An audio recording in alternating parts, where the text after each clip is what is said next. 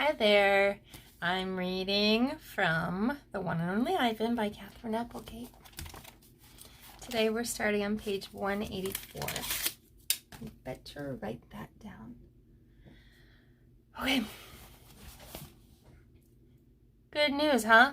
Oh, I'm sorry. The chapter is called Ad. Good news, huh? Bob says when Mac's out of earshot. Looks like you might be getting some more supplies. I don't want to paint for Mac, I say. I'm painting for Ruby. You can do both, Bob says. You're an artist after all. While I watch the movie, I try to come up with a new hiding place for my paintings. Maybe I think I could fold them once they're dry and stuff them into Not Tag. It's a long movie. At the end, the sheriff marries the woman who owns the salon, which is the watering hole for humans, but not horses.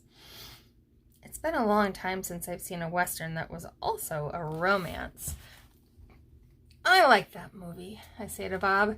Too many horses, not enough dogs, he comments. An ad comes on.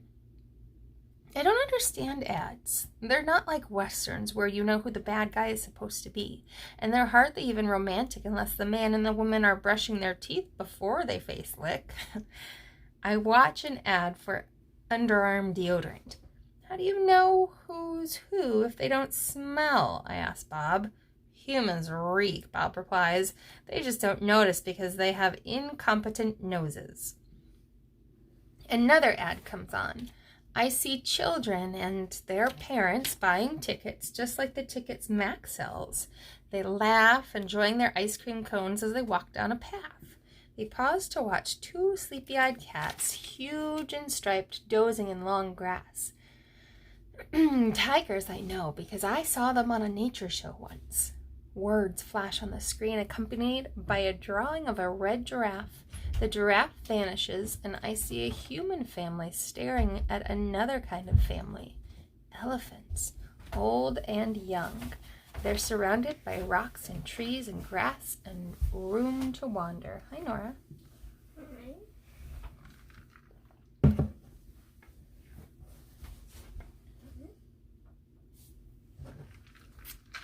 Careful, Nora's stealing my water. It's a wild cage, a zoo. I see where it begins and where it ends. The wall that says you are this and we are that, and this is how it will always be. It's not a perfect place, even in just a few fleeting seconds. On my own TV, I can see that. A perfect place would not need walls, but it's the place I need. I gaze at the elephants, and then I look over at Ruby, small and alone. Before the ad ends, I try to remember every last detail. Rocks, trees, tails, trunks. It's the picture I need to paint.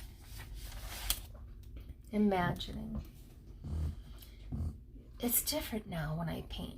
It's not painting what I see in front of me, a banana, an apple. I'm painting what I see in my head. Things that don't exist.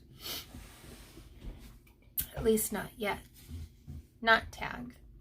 I pull out Not Tag's stuffing. Carefully, I fill her with my paintings, hiding them so Mac won't sell them. She's large, bigger than Bob, but I still have to crumple a few of them. Bob tries to settle on her for a nap. You've killed her, he complains. I had to, I say. I miss your stomach, Bob admits. It's so spacious. When Julia arrives, she noticed that I've used up my paints and paper.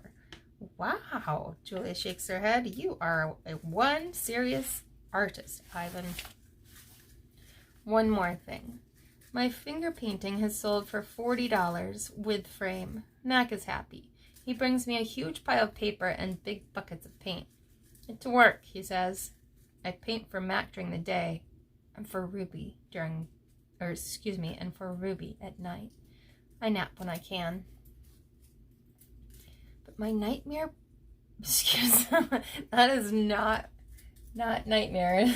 My nighttime picture isn't quite right. Nightmare.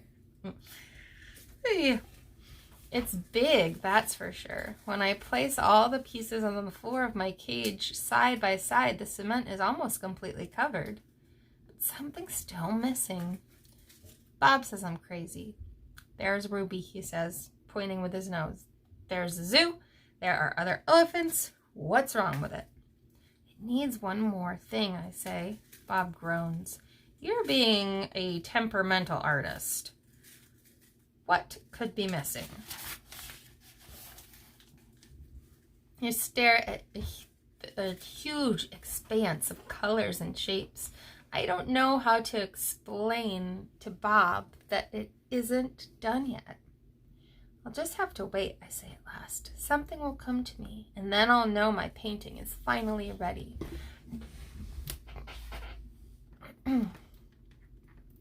The 7 o'clock show. During the last show of the day, Ruby seems tired. When she stumbles, Mac reaches for the claw stick. I tense, waiting for her to strike back. Ruby doesn't even flinch. She just keeps plodding along, and after a while, Snickers jumps onto her back. 12. I lie in my cage with Bob on my stomach. We're watching Julia do her homework. She doesn't seem to be enjoying it. I can tell because she is sighing more than usual. Again, for the 100th time, or maybe the 1000th, I wonder what is missing from my painting. And for the 100th time, or maybe the 1000th, I don't have an answer. Dad, Julia says as George passes by with a mop, can I ask you a question? May I? George corrects. Ask away. Julia glances down at the piece of paper. What's the difference between the word principal, P-R-I-N-C-I-P-A-L, and the one spelled principal, P-R-I-N-C-I-P-L-E? The first one is the head of a school, like Miss Garcia. The second one is a belief that helps you know what's right or wrong. He smiles. For example, it's against my principles to do my daughter's homework for her. Julia groans. If I'm going to be an artist when I grow up, why do I need to know how to spell? Poor Julia, I think. Gorillas get by just fine without learning how to spell. All those endless letters, those sticks and circles and zigzags filling up my books and magazines, billboards and candy wrappers. Words. Humans love their words. I leap up. Bob goes flying straight into my pool. A word. You know how I feel about wet feet? Bob yells. He scrambles out of the water, shaking each foot in dismay. I look out my window at the billboard. I can still hear Mac's voice in my head. Come to the Exit 8 Big Top Mall and Video Arcade, home of the one and only Ivan, mighty Silverback. I count to 12, and then I count again just to be sure.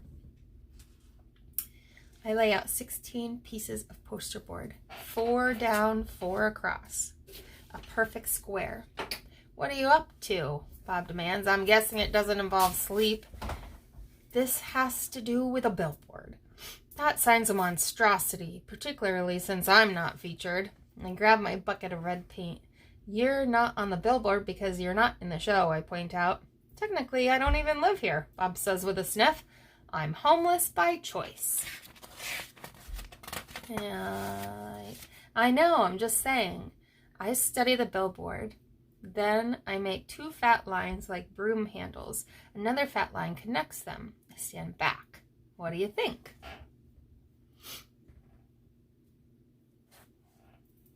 What is it? No, wait, let me guess. A ladder? Not a ladder, I say. A letter. At least I think that's what they're called. I have to make 3 more. Bob cuddles up next to Not Tag. Why? He asks, yawning. Because then I'll have a word. A very important word. I dip my fingers into the paint. What word? Bob asks. Home. Bob closes his eyes. That's not so important, he says quietly. I'm going to leave it at there. The next chapter is called Nervous, and it's on page 200. It'll be interesting to see what happens next.